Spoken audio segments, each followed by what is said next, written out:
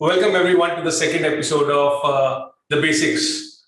Steel sector has been in news for a long time, and we were lucky that we got our guru Rakesh ji explaining us the basics of the steel sector. I think around January 2021. The important thing is that we were not only focused on the stock prices but on the industry. And I'm very happy that since then, I think most of the stock prices have surged up nearly 40-50%. And now everyone is talking about the steel sector. Everyone is gung-ho about the steel sector. So I wanted to catch up with Rakesh once again, and I wanted to ask him, is there more steam now also left in the steel sector? Or are we near to that bubble area, if at all he thinks that way? So what we have kept this time, we have kept it very simple, that we will not go into business intricacies this time because we've already covered that. So we'll focus on individual stocks this time. Okay, Rakesh, first of all, thank you so much for joining us. Thank you that I think आपने बहुत सही time पे हमें educate किया steel sector के बारे में. We were lucky to have you. We were lucky to have SAIL management also, and which also helped us to understand SAIL in depth. That remains one of my favorite stock as a disclaimer. But on to you. Are we in a bubble area? Is there a more steam left? Because now everyone is saying, boss, अभी इतना भाग गया stock, अभी और नहीं भागेगा, अभी दूर हो जाओगे तो cyclical होता है, all those things, right? Yeah. So see, normally previous steel cycles have lasted 2.5 years at least, and we are into first year of our steel cycle. So I would think there's a lot more steam left. See, there are two sides of the equation. One is supply, other is demand. Now, demand side is looking very confident because global economies are recovering in a big way. Like there is either fiscal stimulus, there's monetary policy, which is accommodative, and which is really giving us confidence that demand is not going to falter for the next 12 to 18 months at least. Wow. Now that brings us to the supply side of the equation. And as we discussed last time, that China is 50% of the global supply. And fortunately for us, China is pulling back on supply at the right time. They are very concerned about environment, and they are, trying to move up in the value chain. So they are willing to leave some space at the basic steel making. So China used to give a huge rebate for export of steel, which was around 13%. Now they are saying they are going to cut it to 9%. So the incentive to export steel out of China is going to reduce. Number two is that, Chinese government has also cut down on import of coking coal from Australia because of geopolitical reasons. And that has led to higher costs for Chinese steel makers. So at one side, high cost of steel making. Number two, reduction of rebate. Supply side is also going to be controlled. So next 12 months look reasonably, good for steel sector. So for steel stocks to having peaked out so early in the cycle, I would say, it's difficult. There's still some more steam left. And we can discuss how one should look at valuing these companies. मुझे तो लोग बोल रहे थे कि एक दो और क्वार्टर देख लो बहुत हो जाएगा, लेकिन आप तो you're giving me confidence in terms of कि अभी तो 12 से 18 महीने की तेजी लगती है यहाँ से, right? Because even 1 year next, if it all happens the way it is, I think then the things can boom, in this sector whichever way, right? Yeah, so meaning like everything, there's cycle within cycles. So we will see some dips coming in. As you know, that demand in India in monsoon goes down.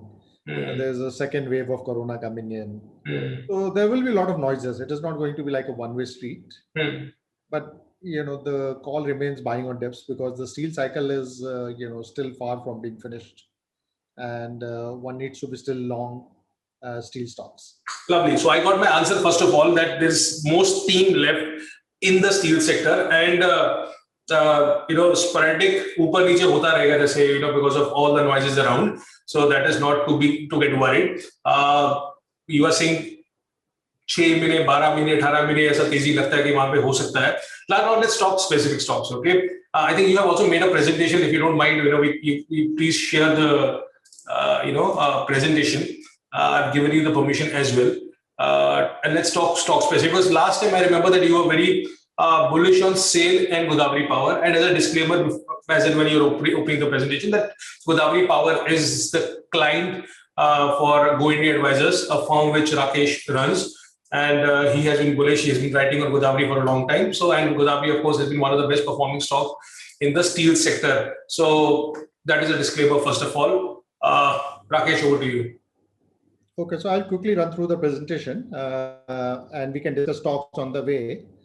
So what we were just discussing that, we are in a Goldilocks situation for steel sector. And that's why I'm pretty confident that the steel cycle is going to last for long. And in addition to that, there's a big deleveraging happening for most of the steel companies. Yes. So, I saw the sale number, honestly coming down to 35,000. And whatever I hear and talk, they are saying that chances are that by end of this financial year, they can even go down to 20,000 crores in terms of debt, which is huge. Yeah. And now if you go and check the consensus numbers, consensus is sitting at 40,000 debt even in FY23 end. So that is the kind of difference between what is happening on the ground and where the street is still on the numbers. Lovely. We'll talk about individual stocks. Okay. So this is what happened in FY21. The steel sector, or rather metal sector, was up 151%, the highest gainer across all sectors. But what I would like to draw your attention to is at the lower, chart. The biggest gainers were JSPL, SAIL, Vedanta, companies which are highly leveraged. Whereas companies which have a lot of cash like Coal India, NMDC, Hindustan Zinc actually didn't really perform that well. So in a bull cycle, worse is better. So somebody who is high on debt actually has a much higher proportion of debt which can be converted into market cap. So the returns are going to be high for high leverage companies. So we need to keep in mind that we have to leave the cocoon of safety towards slightly risky stocks for more returns. Got it. Now this is the charts for Tata Steel and JSW for last 15 years. So Tata Steel, before you started Tata Steel, one thing which everyone tells me is कि वरिंदर ये हमेशा 200 से 800 कम से कम 4 बार हुआ है. Yeah. ठीक है, और अभी 800 पे आ गया है. So now the chances are कि 200 वापस जाएगा. तो अभी तो निकल जा, ज़्यादा स्टील की बात मत कर. Yeah. So this is what is the normal. Meaning last 15 years, actually 4 times it's gone to 3x or 4x before coming down. JSW has done slightly better. It's actually given positive returns. So the point I want to make is that it is extremely important where you buy and where you sell. So if you were caught holding on in 2008, you would have made negative returns till now. So it's very important to know when to buy and when to sell. And this is what we are going to discuss again right now. So can you tell me that Tata Steel is still at the price what it was in 2008? Exactly. So if people are thinking about Tata Steel, यहाँ से 4 गुना हो चुका है, then you're only looking at the bottom, which is okay if you have bought at the bottom. But the thing is that Tata Steel stock price is still at the level what it was, say around 14 years back. Exactly. Okay, now we are focusing only on Tata Steel, right? We are focusing on Tata Steel in this chart. हाँ, तो अभी मुझे आप Tata Steel का समझाइए कि Tata Steel is it priced in or not? In terms of as per your calculation, as per your numbers, let's talk numbers and valuation. Go India Advisors, Go India stocks, whether it is priced in आपके हिसाब से कि नहीं, in terms of whatever capacity, numbers, debt you want to take, and whatever parameter you want to get on Tata Steel. Okay, so before getting into Tata Steel, where exactly it stands in terms of valuation, let me make one interesting point that this is the same 14-year-old chart for Tata Steel, and what I've introduced is 1 year forward EV/EBITDA. So the black line that you see is 1 year forward EV/EBITDA, and the red line is kind of market cap or stock price, whatever you can think of. So both of them move in opposite direction. So basically, Tata Steel stock, when it peaks, which is the case, say here, EV/EBITDA is low. When Tata Steel stocks bottoms out, EV/EBITDA is very high. So it bottoms out at around 8 to 9 times EV/EBITDA. 8 to 9 times. EV/EBITDA, bottom. Wow.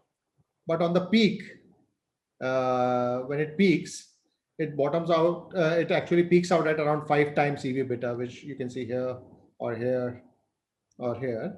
Hmm. So valuing in on EV/EBITDA, any kind of steel company or a metal company Hmm. is fraught with risk, because you would think that it is getting cheap, but actually it gets peaked when the valuations are looking low.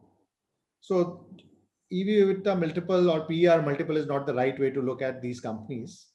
And I'll show you, what is a simpler way for you to find out where you are in terms of cycle. So this is the Tata Steel, again, a stock price chart with price to book. Hmm. Now here things are much more clean. Hmm. The peak is happening along with the peak in price to book. Hmm.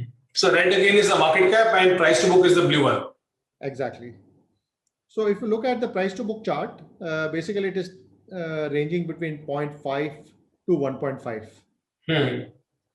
And currently we are at 1.2. Hmm. So given the strength in the cycle that we were discussing, it's quite possible that we'll go to 1.5 times EV/EBITDA. Now, Hmm. 1 to 1.5 times price to book. Hmm. So from 1.2 to 1.5, there's a decent 25-30% increase that we can see from here on. Hmm. Plus, this is trailing, and currently the earnings are blowing out. Oh, so this is trailing earnings, okay, price to book. Yeah. So 1 year down the line, we would be probably looking at price to book, which is 20-30% higher. So when market starts to discount 1 year forward, Hmm. so probably there's like 40-50% upside to Tata Steel if you are looking at 1 year target price. Got it. So this is an easier way to look at where we are in terms of cycle. So currently we have reached only at the median path. Hmm. So we are not at the higher end. Hmm. So while it might appear the stock have actually moved up, but it's just moved up about 2008 levels only last week. Hmm. And on price to book, it is actually halfway through. Hmm. So there's a decent upside, uh, given that the steel demand environment looks extremely strong.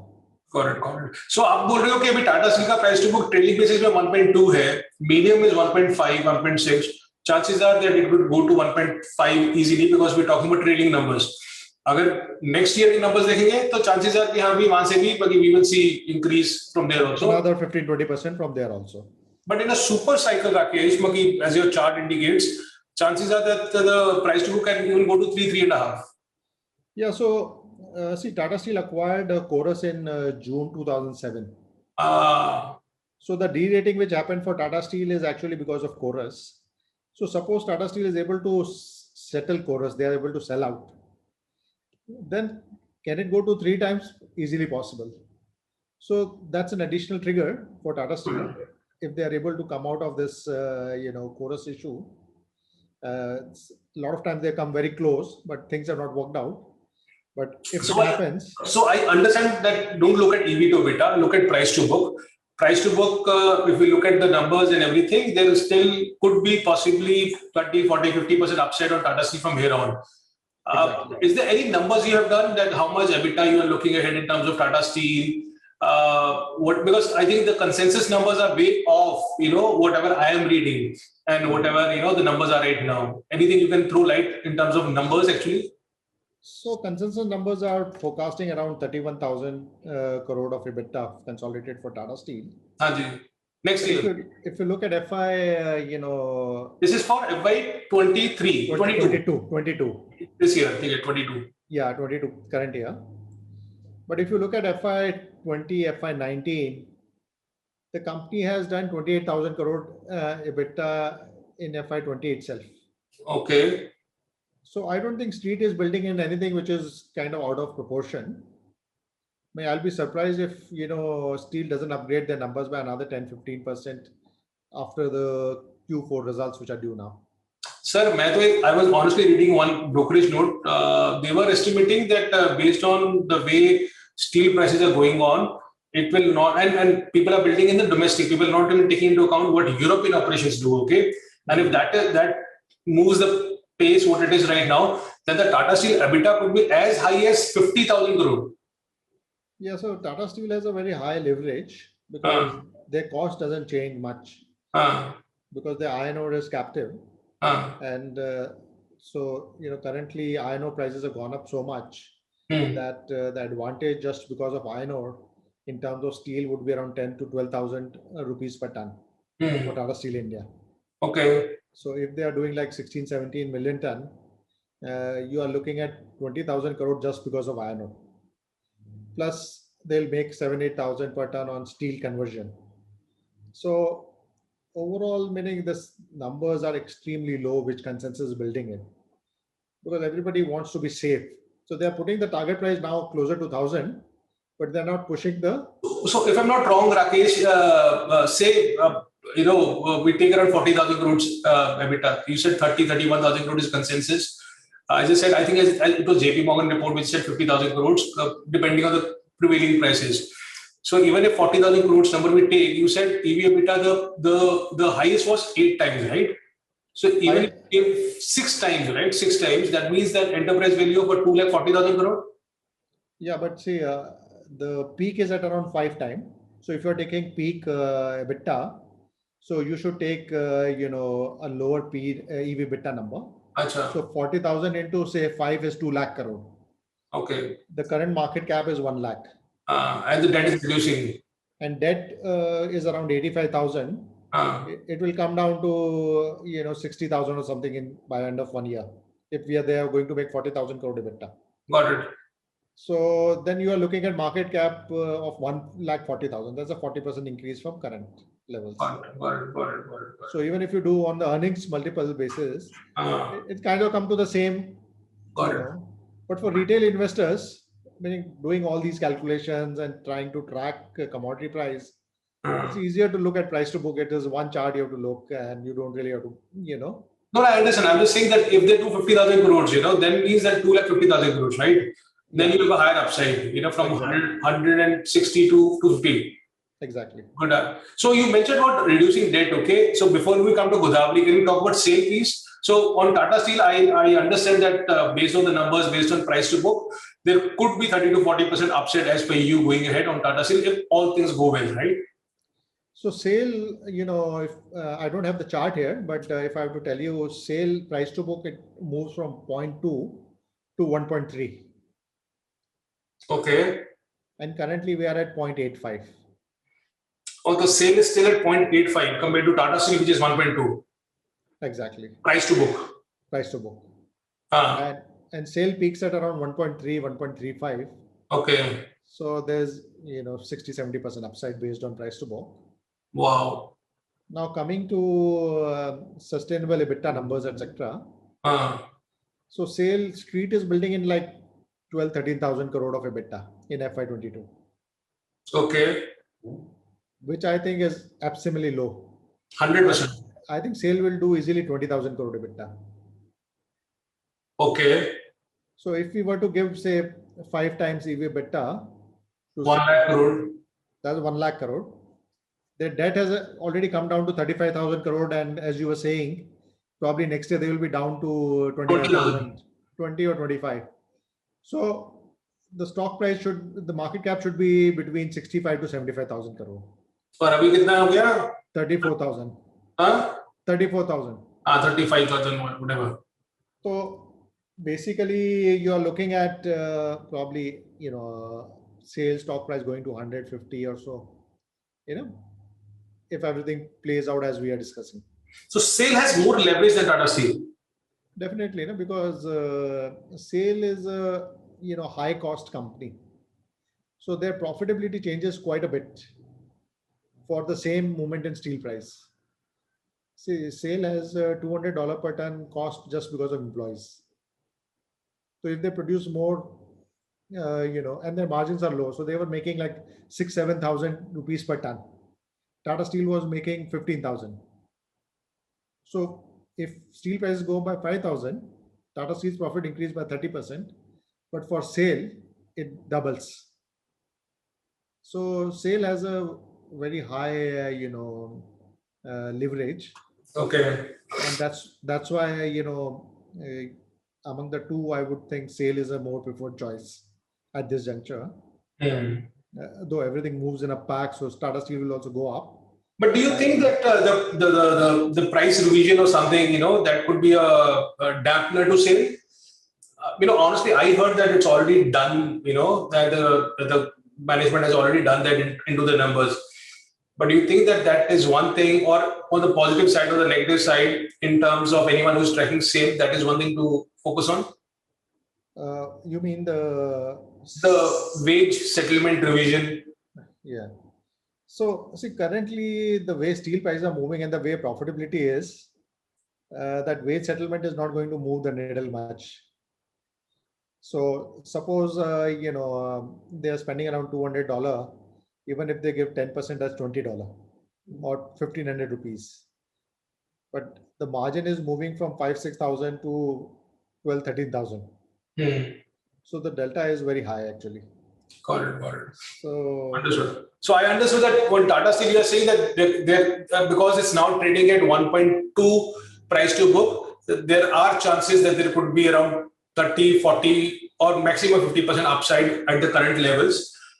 Sale, which is trading around still at 0.8, 0.85 price to book, and it peaks at 1.3 times price to book, there are chances that the stock price can go up by 70-80%, and you prefer sale versus Tata Steel at this juncture, keeping everything equal. Exactly. Lovely. So we come to the next one, Godavari. So Godavari again, has been one of the best performing steel company. Whether you look at 10-year, 5-year, 3-year, 2-year, 1-year, whatever chart you look at, Godavari has been the best performing. And the reason is that they started producing captive iron ore in 2015. So as you can see in the chart here, in FY15, they did 0.4 million ton. And now they are doing 1.6, 1.7. तो आपने तीनों companies वही उठाई है जिसमें तीनों के पास iron ore है? या तीनों के पास आयरन ओर है, क्योंकि मेजर तेजी आयरन ओर में आई है, उसकी वजह से स्टील में अब आ रही है. So companies with high iron ore captive are the ones which are best placed right now. So if anyone is tracking steel sector, and because there are so many ferrous, non-ferrous, everyone is there, other companies are there, but you as an analyst will prefer companies who have captive iron ore. Exactly. Thank you. So here, if you look at EBITDA from iron ore for Godavari, it has increased from 40 crore in FY15 to last year it was 300 crore just from iron ore. In 9 months, it has done 458 crore. And in the current run rate, it is doing 1,000 crore. Wow. So what we are saying is if you take sustainable at 500, not 1,000, which is the current run rate, and ex iron ore, we are taking sustainable EBITDA at 300 crore. So basically 800 crore sustainable EBITDA as compared to 1,400, which is the current run rate. So if I were to put 4-time EV/EBITDA and assume that there's no further increase, we come back to 800 crore EBITDA next in 0 months. Then the market cap is 3,200 crore. Currently, we are at 2,500. But if I assume that they will get 5-time EV/EBITDA and the party is going to last another 6-9 months, we are looking at 4,500 crore kind of market cap. So from the current 2,500, there's a decent upside. So आप बोल रहे हो in a simplistic manner कि आज I think today market cap is what 2,500 crores, right? Yeah. And it will be net zero debt company by the end of this year. So even if I take the lowest of the lowest, assumptions, correct. तो 2,500 करोड़ का 3,000 करोड़ या 3,200 crore market cap तो दिखता है. हाँ, minimum इतना तो होना ही चाहिए, क्योंकि इतना मिनिमम होना चाहिए at EV/EBITDA 4 times, and even if the party is not going to run for next many months. Yeah, correct. तो 2,500 में बाकी 20% का तेजी तो इन्हीं भाव से दिखता है. Exactly. और उसके ऊपर if the party lasts longer and then if the market gives more multiple of 5 or 6 times, then the upside could be anywhere between 40 to 100%. Yeah, so probably I think Godavari will continue to be the best performing from what it looks like, even into FY22, because their leverage has come down quite dramatically. They will be zero debt company in FY22, and the sustainable advantage of iron ore. You were talking about iron ore, captive iron ore for companies, SAIL, Tata Steel, and Godavari, why we prefer them. See, one big change which has happened in 1st of April in 2020 is that 30% of India's iron ore mines got auctioned, and they got auctioned at a royalty rate of 100% of market rate.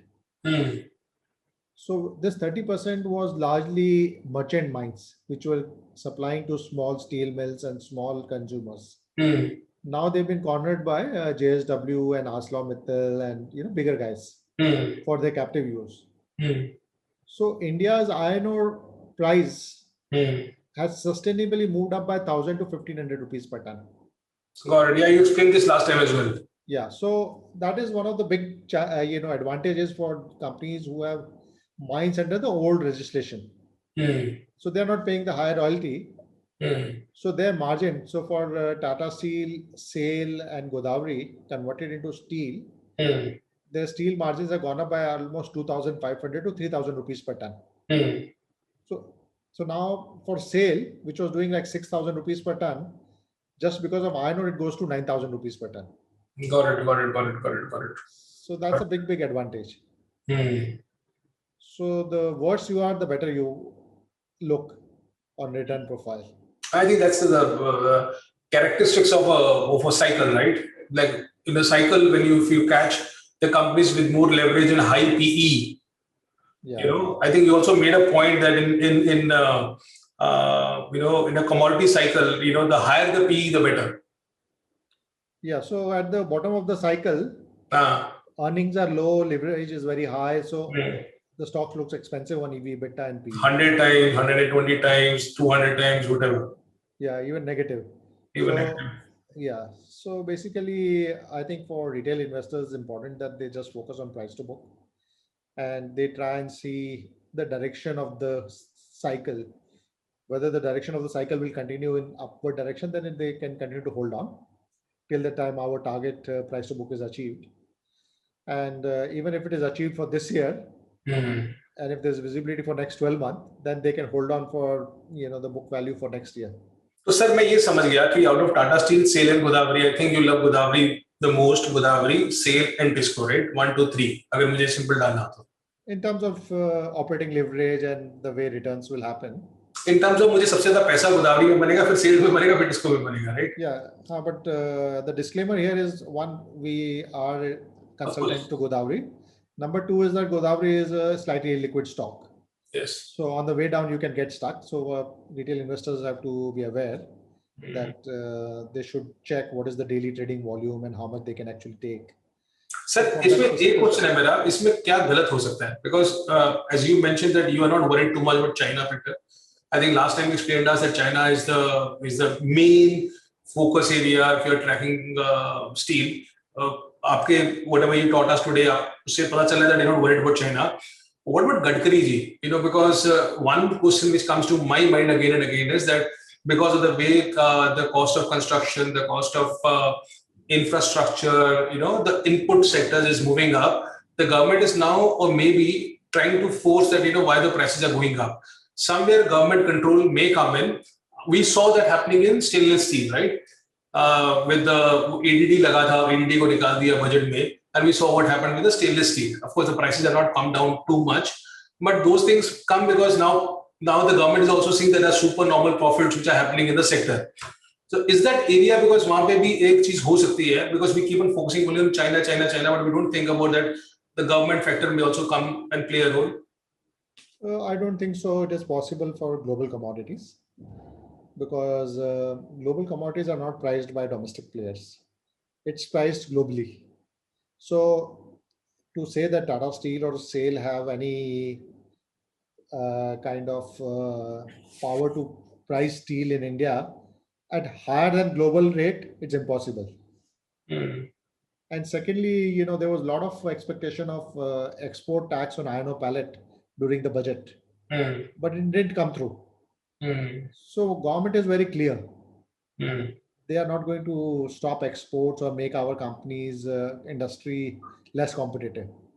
So while Gadkari ji wants things at a lower cost, but because of the global situation, it's not going to happen anytime soon.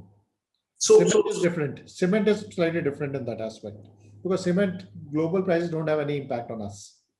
So there they can browbeat, but for steel they cannot. And at these cement steel prices, you don't need any support from the government in terms of duties, etc. So what can go wrong? You said China भी ठीक लग रहा है उधर, government intervention भी नहीं लग रहा कि गवर्नमेंट इंटरवेंशन हो.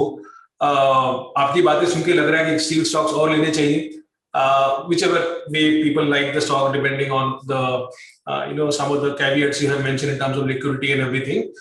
But should I keep my eyes and ears open कि नहीं यार ये खराब हो सकता है? No, obviously, I mean, as I told you, it's not a straight runway. There will be hiccups. So as I told you that there would be demand slowdowns, there would be, as we already into the second wave of Corona, so there could be some lockdowns here and there. Demand can actually disappoint. Production can get hindered for some of these companies. Supply chain can get disrupted. So there are a lot of things which can happen. But the major trend is upwards. There would be minor trends up and down in between. So understood. Because of Corona, maybe the slight hiccup in terms of supply and demand may happen. If at all, we see some lockdowns and all. Sir, आपने कोई नैल्को, हिंडाल्को या फिर छोटा company जैसे हुआ Sharda energy, इनके बारे में कुछ बात नहीं की यार? लेकिन any other company apart from these three companies, because इनमें iron ore है, you like at these prices? So basically, I think as I was mentioning, the risk in Godavari also, when you are reaching to the second half of your rally, it is better to be with large and liquid names. So the smaller cap names, basically, they already run up and they can go up further. But I would say that when there is so much of upside in large cap like SAIL, etc., why should investors look at those small caps? So bigger में जैसे NALCO हुआ, Hindalco हुआ, JSW Steel हुआ, JS Steel हुआ, if these names, anything? Yeah, so see, all of them will go up. So it is not that only the three names that we discussed will go up. Everything will go up. So it is for individual investors to really look at the dynamics of each company. So the cycle is, the rising tide is going to lift all boats. Some boats will go slightly higher. True. But if you are an investor, sir, in some of these names, would you like or would you suggest that people say book 10-20% of their profits and then carry the remaining, or do you think in every time will be better? I think we should wait for Q4 results at least. Achha. Because see, I think like SAIL, they came out with 35,000 crore net debt number. This will be a shock to a lot of analysts. I know. See, honestly, more important than the production, the sales number, I think debt number. जब मैंने भी बात किया था sales management से, and they were very, very confident कि 35,000 crore हो ही जाएगा पक्का, and next year 20,000 crores, and it's a huge number considering the capacity what they're sitting on. They are sitting on what 21, 22 million ton. Yeah, so that's what I'm saying. That let's wait for Q4 numbers. Achha. And let me show you what the consensus is doing on SAIL. Lovely, please, sir.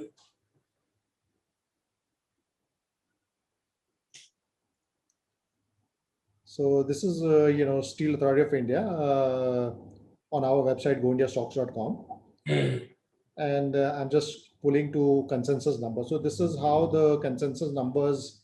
Let me pull it bit has gone up. So Street was at 3,800 crore July 20. Now they have moved to around 12,300 crore. Okay. This is a bit. ये कब का number है sir? ये FY21 का है. FY22 ये दिखाता हूँ. FY22 also they are stuck at 13,224. Wow. So yeah, you are saying कि 13,000 के सामने 20,000 उड़ा सकते हैं. Exactly. So looking the same here in the table, this is what sales EBITDA has moved from 12,352 for current year, 13,000. Market is hardly building anything. In March 28, they did 10,000. Now look at the net debt number. Street is expecting 43,598 crore to end March 21. And which is already 35,000. 35,000 crore. They are not even 35,000 next year. So on a 35,000 crore market cap. बाकी इसमें मालूम चल रहा है कि enterprise value आज की time उसका 70,000 करोड़ का है सेल का, राइट? Exactly. 70,000 करोड़। और अगर ये 20,000 करोड़ एबिटा कर लेता है और इसको 5 टाइम भी मिल जाता है तो कम से कम 1 लाख करोड़ का ईवी होना चाहिए।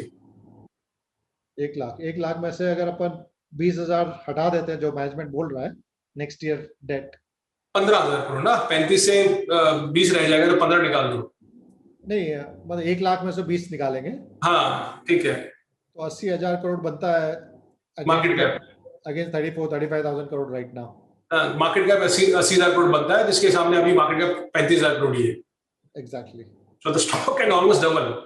अब आप बुक वैल्यू देखो, बुक वैल्यू पर share this year street is expecting to land at 104.3 and next year 122. Now this is with the only 13,000 crore EBITDA. So into 1.3, which is the peak, you end up at like 1.160 crore, 160 rupees per share. Wow. Sir ये इसको आप भी कीजिए ना एक बार, this is interesting, your website. इसमें भी consensus number होंगे आपके? Yeah, everything is there. So this website is available free for all investors. They can go and have a look whenever they want.